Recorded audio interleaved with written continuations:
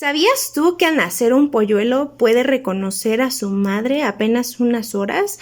O que incluso podría pasar que el polluelo siga a un humano si lo ve al nacer. Este comportamiento instintivo que llamamos imprinting fue descubierto por Douglas Spalding en el siglo XIX. Pero para poder entender cómo es que llegamos a este y otros hallazgos sobre lo que es la mente animal, debemos remontarnos un poquito al origen de estas preguntas. ¿Cómo piensan los animales? ¿Qué sienten los animales? ¿Son tan diferentes a nosotros? Bueno, pues vamos a viajar un poco atrás, muy atrás. Vamos a hablar de 1831, sobre un joven naturalista que a sus 22 años se embarcó en el Beagle. Estoy hablando de Charles Darwin. Y bueno, en este camino básicamente se cambió nuestra visión del mundo. Entre rocas, estratos y especies exóticas, Darwin comenzó a preguntarse por el origen de las diferencias entre el hombre y los animales. Observó cómo los fueguinos, que regresaban a su tierra natal tras haber sido educados en Inglaterra, mostraban algunas conductas similares a las de los europeos, pero también cómo el entorno y las costumbres moldeaban sus comportamientos. En The Descent of Man, en 1871, Darwin afirmó que las diferencias entre la mente humana y la de los animales era de grado, no de cualidad. Este concepto sin duda fue muy revolucionario para su época. Esta idea, de alguna manera, puso las bases para estudiar cómo es que los procesos mentales se desarrollan de manera evolutiva.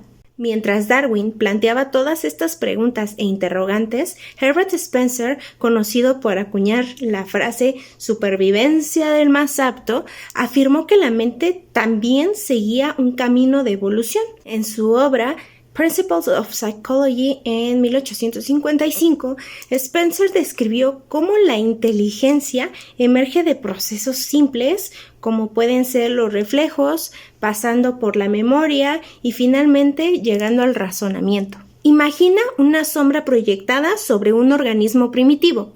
Si esta sombra siempre precede a un depredador, con el paso del tiempo, el organismo aprenderá a reaccionar al verla.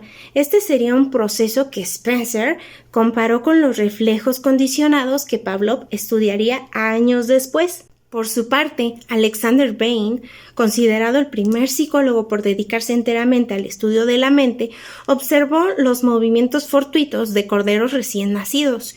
Bain proponía que las acciones voluntarias surgen del ensayo y del error, donde movimientos accidentales que generan placer o que incluso pueden llegar a eliminar el dolor son reforzadas. Por ejemplo, puede ser un bebito que aprende a buscar calor cuando siente frío, ajustando sus movimientos con cada intento. Entonces llegó Douglas Spalding, que fue un joven que más bien transformó todas esas ideas en experimentos concretos. En sus estudios con polluelos, descubrió que incluso privados de experiencia sensorial temprana, los animales podían coordinar sus movimientos y evitar obstáculos. Esto mostraba para él que ciertas conductas son innatas, no aprendidas. Un hallazgo clave fue el imprinting. Si los polluelos veían Spalding justo al nacer, lo que hacían era seguirlo como si fuera su madre. Si lo veían días después, en lugar de seguirlo, le temían. Esto de alguna manera revelaba la existencia de periodos críticos en el desarrollo animal. En paralelo, Thomas Huxley, el bulldog de Darwin, defendía con fervor la idea de la continuidad entre el hombre y los animales. Aunque no realizó experimentos psicológicos, su argumento de que los animales son autómatas conscientes, es decir, máquinas biológicas complejas con conciencia, tuvo un impacto muy profundo. Un ejemplo para que esto quede un poco más claro, imagina una locomotora que produce un silbido. El silbido no controla la locomotora, pero acompaña su funcionamiento. Huxley también señaló que aunque las acciones de los animales parecen automáticas, deben ser tratados con respeto y con empatía, ya que compartimos con ellos una misma base evolutiva. Estos pioneros, de alguna manera, sentaron las bases para una nueva disciplina, la psicología animal. Desde los instintos hasta los periodos críticos del aprendizaje, sus descubrimientos no solo revolucionaron nuestra comprensión de los animales, sino también las de nosotros mismos.